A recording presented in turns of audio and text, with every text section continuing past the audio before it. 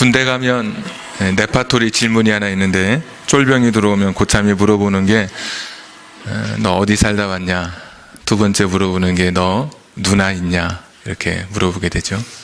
좀 참신한 질문도 있었습니다. 군대 생활을 돌이켜보니까 쫄병은 문가에 앉아 있고 고참은 저 안쪽에 앉아 있습니다. 어느 날 고참이 묻기를 쫄병에게 너 거기서 여기까지 오는데 얼마 걸릴 것 같아? 한 15평? 한 20평 될까요? 그 막사 내무반이 한 5초? 5초 이렇게. 그러면 5초? 이제 고참이 이렇게 딱 다시 되물으면 두렵잖아요. 빛의 속도로 달려가야 되니까 1초라 그럴까? 딱 그럴 때 그때 고참이 했던 이야기가 기억이 납니다. 야, 너 거기서 여기 오는데 2년 걸려. 군대 가보신 분들은 알 겁니다.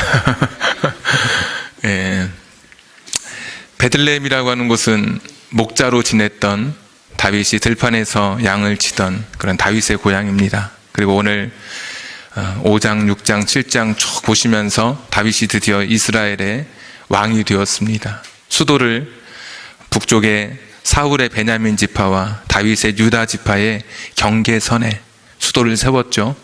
남과 북을 아우르는 지역 간의 갈등을 봉합하려고 하는 굉장히 지혜로운 그런 정치적 결단이었을 것입니다. 근데 그 예루살렘까지, 지금 예루살렘의 왕이 되는데 베들레헴부터 예루살렘까지 10km밖에 되지 않습니다. 그런데 여기까지 오는데 다윗은 20년 걸렸습니다.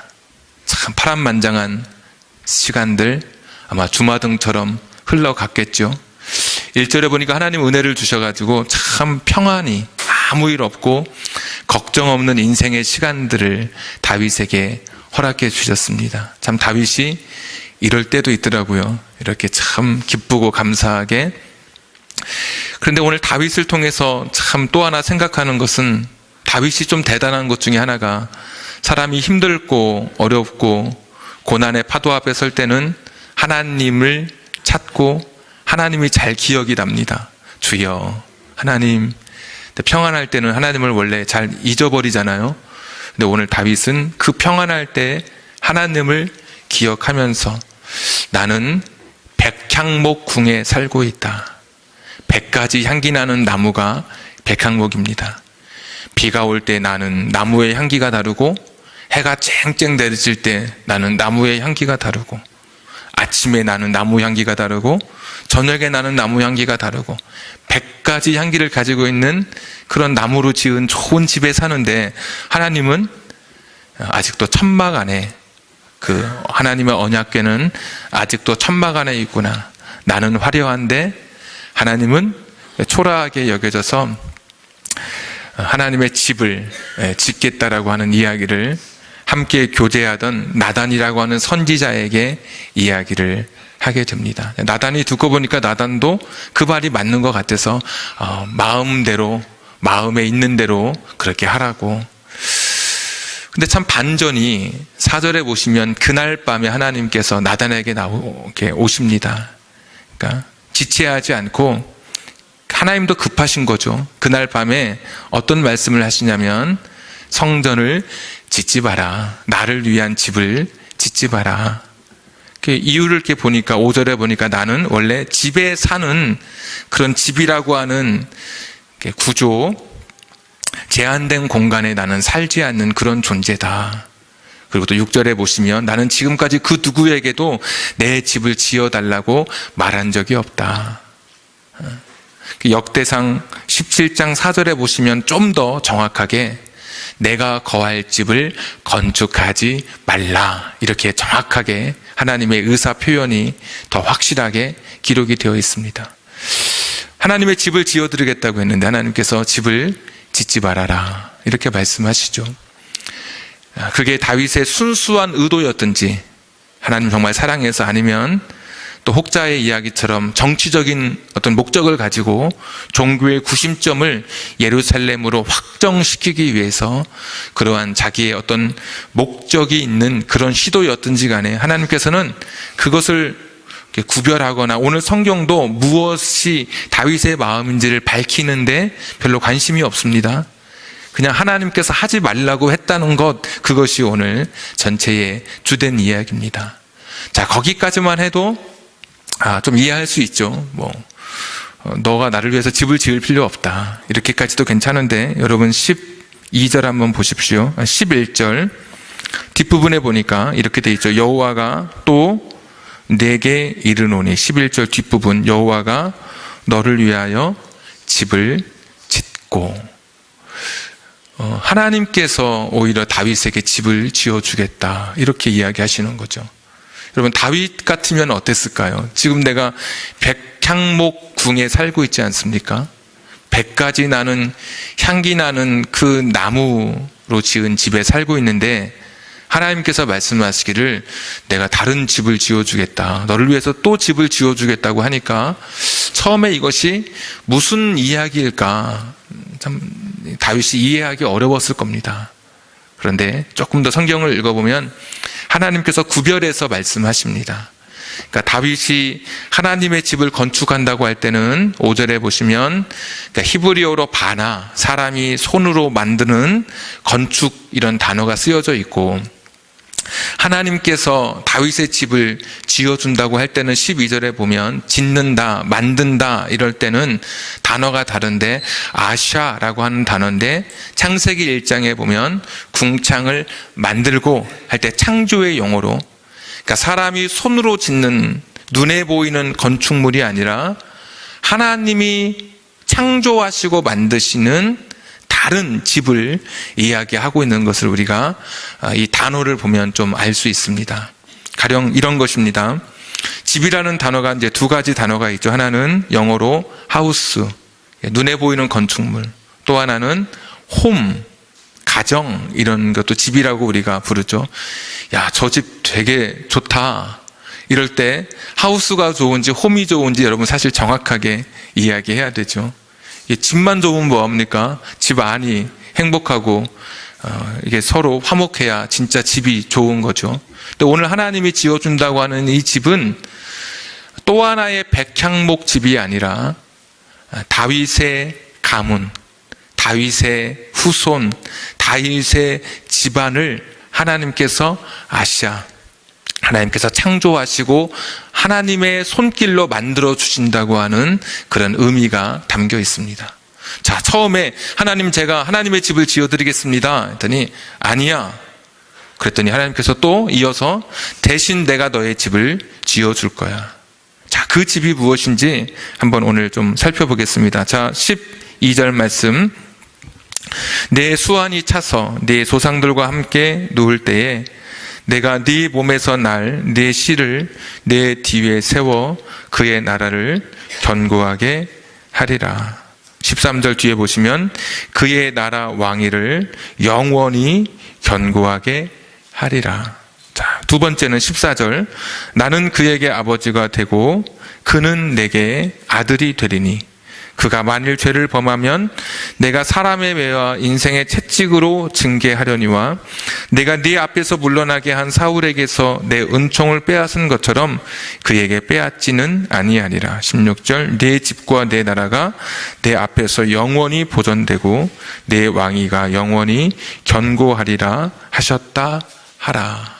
자, 이제 저를 보시고 이제 두 가지로 요약을 하면, 첫 번째는 네가 죽어도, 네가 수완이 다 차서 네가 죽는다 할지라도 너의 자손을 내가 붙잡아 줄 거야. 내가 너의 후손을 견고하게 내가 잡아줄 거야. 두 번째 약속은 내가 너의 후손의 아버지가 되고 그들은 나의 자녀가 될 거야. 이 두 가지 약속을 이제 다윗에게 말씀해 주고 있습니다. 얼마나 사실은 이게 놀라운 하나님의 선언입니까? 내가 있을 동안에도 하나님이 큰 은혜를 베풀어 주셨잖아요. 목자였던 자기 자신을 하나님 왕으로 삼아 주셨는데 그것도 감사한데, 하나님께서는 약속하시기를 네가 죽어도 너의 그 자손을 내가 붙들어 줄 거다. 내가 너의 자손은 영원히 흔들리지 않도록 내가 너의 집을 붙잡아 붙잡아주고 세워줄 거야. 내가 그들의 아버지가 될 거야. 부모로서 네가 세상을 떠나면 자식에게 얼마나 하고 싶은, 해주고 싶은 것들이 얼마나 많습니까? 안타까움 속에 부모님이 세상을 떠나잖아요. 저걸 두고 내가 어떻게 네 눈을 감나. 근데 내가 그들의 아버지가 되신다고 하나님이 친히 말씀해 주신 거죠. 오늘 이 이야기를 듣고 다윗이 하나님 앞에 감사하고 감격의 기도를 드리고 있습니다. 한번 18절 우리 같이 한번 읽겠습니다. 18절 다 같이 시작.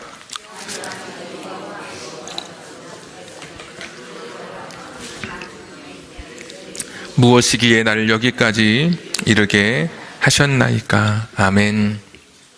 오늘 이것이 설교의 전부입니다. 오늘 다윗이 이렇게 이야기하죠. 하나님, 저 같은 게 뭐라고 이렇게 큰 복을 주십니까? 여러분, 그거 아닙니까? 내가 하나님 앞에 뭘 잘한 게 있다고 내게 이런 은혜를 주십니까? 저는 성경을 수십 번 읽었습니다. 오늘 사무엘하 7장을 다 하나하나 설명하기에는 우리가 설교 시간이 너무 짧죠. 다윗의 그 고백은 가령 8절에 보면 이런 겁니다. 하나님, 목자였던 나를 왕으로 삼아주신 거 정말 감사합니다. 그런 거 아닙니까? 9절에 보시면 하나님이 어떤 분이셨냐. 나와 함께 계셔서 가는 곳마다 승리하게 하신 분이 하나님이시고, 10절에 보시면 그 땅을 더 이상 다른 곳으로 이전하지 아니하도록 정착할 수 있도록 땅을 주신 하나님, 그 하나님의 은혜를 성경은 이야기하고 있습니다. 자, 내가 살아있을 동안에도 하나님은 그런 은혜를 주셨는데 내가 죽었어도 내 후손에게 하나님이 그런 은혜를 주신다고 하니까 다윗은 이 이야기를 다 전해 듣고 18절 하나님 앞에 가서 딱 꿇어 앉았어요. 그리고 첫 마디가 하나님, 도대체 내가 뭐라고, 나 같은 사람이 어떤 존재이길래 이렇게 나를 사랑해 주시고 내게 이렇게 큰 은혜를 주시는지요. 다윗이 아무리 생각해도 자신을 설명할 길이 없는 거예요. 그 이야기를. 이 하나님의 축복에 대한 이 말씀, 내 집을 세워주신다고 했었던, 너의 후손, 너의 왕조, 너의 가문을 붙잡아 주신다고 했었던 이 약속을 왜 내가 누려야 되는지, 왜 내게 주신 그 은혜이고 축복인지 다윗은 알 길이 없는 거예요. 그래서 고백이, 도대체 내가 하나님 앞에 뭐길래, 내가 도대체 하나님 앞에 어떤 존재이길래 내가 이런 은혜를 받습니까? 오늘 저는 말씀을 준비하면서 커다란 벽 앞에 서 있는 것 같은 그런 걸 많이 느꼈습니다. 왜냐하면 다윗이 이렇게 물어보면 저는 여러분에게 뭔가 설명을 해줘야 되잖아요. 하나님이 이렇게 해서 이렇게 했다. 근데 아무리 해도 찾을 수가 없어요. 다윗도 실수 많이 한 인간이고 사울과 크게 다르지 않은 인간의 연약함을 가지고 있는 그런 사람입니다. 그러니까 하나님이 이토록 다윗을 붙잡아 주시고 다윗에게 이런 은혜를 주셨다고 하는 그것을 여러분에게 설명드릴 수 있는 게 없더라고요. 아무리 해도. 뭔지 모르겠어요. 솔직하게 제가 오늘 말씀을 준비하면서. 하나 있다면 그냥 무조건적인 하나님의 사랑, 조건을 따지지 않는 하나님의 선택, 인간의 약함을 넘어서는, 인간의 부족함에 그 제한을 넘어서는 그 하나님의 끝없는 실패 없는 사랑, 이 정도 표현, 어떻게 말로 사실 오늘 이 본문을 설명할 길이 없었습니다. 저는 말씀을 읽으면서 이 다윗의 기도가 처음 보는 기도처럼 그렇게 생각되지 않고 어디서 많이 이렇게 들어본 듯한 익숙한 그런 기도라는 것을 제가 말씀을 준비하다가 갑자기 깨닫게 됐습니다.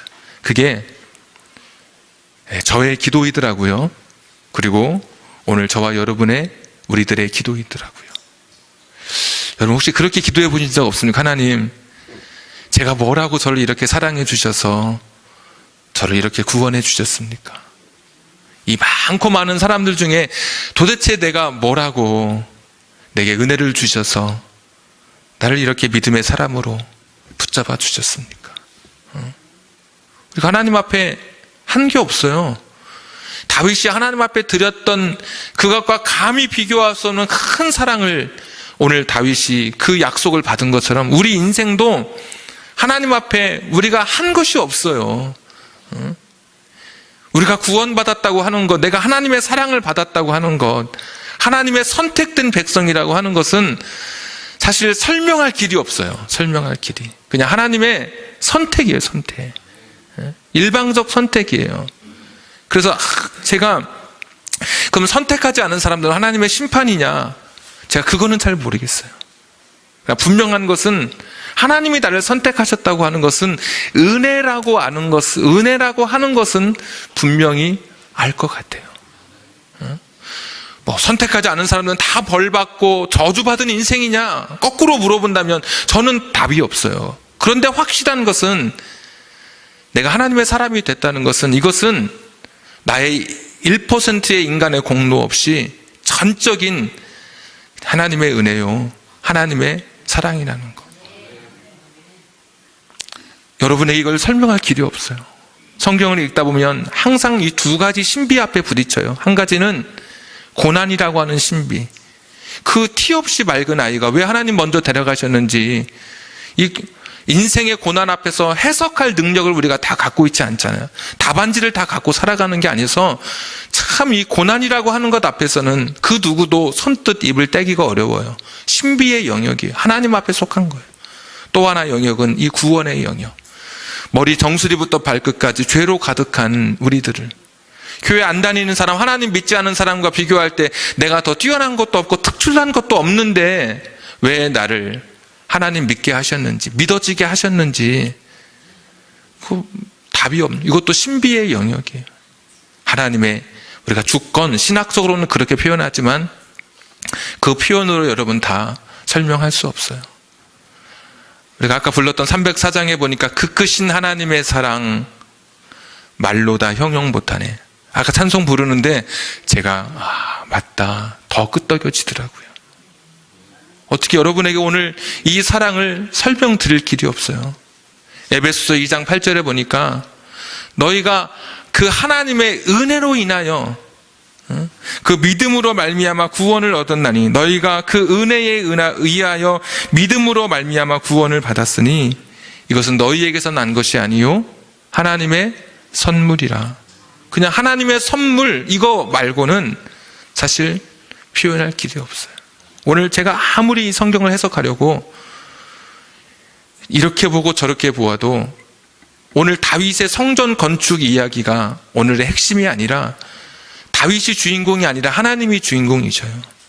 하나님이 그의 인생을 세워가시고 하나님의 사람을 무조건적 일방적으로 선택하셨던, 참 어떻게 표현할 수 없는, 이것 때문에 기독교가 독선적이라고 배타적이라고 공격받는 부분이기는 하지만 그럼에도 이것이 우리에게 일어난 일, 다윗에게 일어난 일을 설명할 수 없는, 할 수 있다면 하나님의 은혜라는 것 하나, 그거 외에는 그 어떤 거로도 설명이 되지 않는 오늘 본문입니다.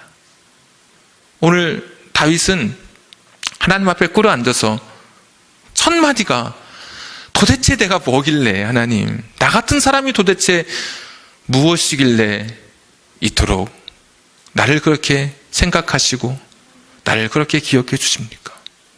이게 오늘 우리의 기도이지 않습니까? 사실 다윗 왕조는 성경을 읽다 보면 많은 사람들이 의문을 가지게 됩니다. 아니 하나님이 이렇게 붙잡아 두신다고 했는데 솔로몬 사후에 나라가 나뉘어지죠. 르호보암과 여로보암으로 나라가 분열됩니다. 그러더니 BC 586년에 바벨론에 의해서 멸망까지 됩니다. 느부갓네살이 다 사람들 끌고 가고 다니엘 같은 사람 끌고 가고 에스겔도 끌려가고 나라가 멸망돼 버리고 말았어요. 야, 하나님의 사랑, 하나님의 은총이 이렇게 그냥 허물어지는가? 막 사람들이 이것에 대해서 의심하고 하나님의 사랑이 도대체 이렇게 약한가? 이렇게 힘이 없는가? 세상의 권력 앞에 무릎 꿇는가? 사람들이 의심을 가질 때 다윗의 시대가 지난 1000년이 지나고 예수님이 이 땅에 오셔요. 근데 오실 때 보니까 아브라함과 다윗의 자손으로 이 땅에 오셔요. 근데 그 예수님이 이 땅에 오시는데 그 예수님을 통해서 정말 완벽한 하나님의 사랑이 실패 없는 하나님의 사랑이라는 것을 하나님이 스스로 증명해 보이시는 거예요. 예수님이 이 땅에 오심으로 그 세상 누구도 흔들 수 없는 다윗의 후손으로 다윗의 자손 가운데 왕좌에 앉으셔서 이 세상을 다스리시는 거룩하신 하나님이신 것을 우리가 고백하지 않습니까? 그는 내 아들이 되고 나는 그의 아버지가 되리라 그랬는데 예수님이 이 땅에 오셨을 때 성령으로 증언하시기를 그는 내 사랑하는 아들이요 내 기뻐하는 자라. 하나님이 친히 오늘 다윗의 약속이 그대로 실현되어지는 보여지는 사건이 바로 예수님을 통해서 우리가 다시 한번 확인하게 됩니다. 하나님의 사랑은 실패가 없는 사랑입니다. 비록 하나님의 사랑이 희미하게 보였던 때가 있었지만 사무엘 하에서만 성경이 끝나지 않고 마태복음, 누가복음에 와보니까 예수님을 통해서 하나님의 그 사랑은 확실하고 약속을 지키시는 분이라고 하는 것을 우리가 다시 한번 확인하게 되죠. 오늘 그 크신 하나님의 사랑 앞에서 도대체 내가 뭐길래, 내가 어떤 존재이길래 여기까지 나를 인도하시고 내가 믿어지게 하시고 그 2000년 전 작은 마을에서 있었던 한 사람이 죄를 짓고 십자가형에 달려서 저주받은 십자가에 달린 그 사람의 이야기가 믿어지고 한 번도 보지 못했지만 그걸 봤다는 사람도 만나보지 못했지만 그 사람이 다시 부활했다는 것이 믿어지고 이것이 오늘 내 삶의 믿음의 실체처럼 여겨지는 것, 이것은 하나님의 은혜, 하나님의 사랑, 내게서는 1%의 공로도 찾을 수 없는 전적인 하나님의 붙드심인 것을 오늘 고백하게 되는 거죠. 자, 다윗의 마지막 기도를 보십시오. 29절에 이렇게 이야기합니다. 이제 청하건대 종의 집에 복을 주사 주 앞에 영원히 있게 하옵소서. 다윗이 생각했던 복은 하나님 앞에서 살아가는 것, 주님 앞에 있는 것이, 이것이 진짜 복이다. 나를 이렇게 사랑해 주시고 나를 붙드신 그 하나님 앞에, 내가 그분 앞에 있는 것이, 이것이 진짜 복이라는 것을 오늘 다윗은 고백하는 거예요. 여러분, 인생이 힘들고 지금은 고난, 말할 수 없는 그 신비스러운 고난의 소용돌이 속에서 허덕이고 계십니까? 여러분, 분명한 것은 하나님 앞에 있는 것, 나를 사랑하셔서 내가 하나님의 자녀인 것을 깨닫게 하시고 믿어주게 하시고 나를 선택하신 그 하나님의 은혜를 붙들고 하나님의 사랑을 붙들고 그분 앞에서 꿋꿋이 버텨가십시오. 그것이 내가 세상에서 누릴 수 있는 가장 큰 복입니다. 가시적인 어떤 세상의 축복이 아니라 그냥 하나님 앞에 있는 것, 이런 그 크신 하나님 앞에 내가 머물러 있다는 것, 내가 그분 앞에 있다는 것, 그분을 내가 하나님이라고 부르고 아버지라고 부르고 나를 자녀 삼아주신 것이 믿어지는 이것이 진짜 복이라고 하는 것. 다윗의 역사를 보면 실패가 많아요. 마태복음 1장에 보시면 다말, 라합, 룻, 우리아의 아내 마리아까지, 아브라함이 이삭을 낳고인데 이 5명의 여자를 표현할 때는 뭐뭐에게서, 누구에게서 이렇게 표현하지 않아요. 이 사람들은 소위 말 그대로 오점이 있는, 자신의 인생에 오점이 있었던 사람들입니다. 근데 하나님은 하나님의 그 언약, 그 사랑을 신실하게 이루어내시는 하나님이세요. 우리 인생에 실패가 있어도 하나님은 실패한 대로 우리를 그냥 내버려 두지 않습니다. 왜 그런지는 몰라요.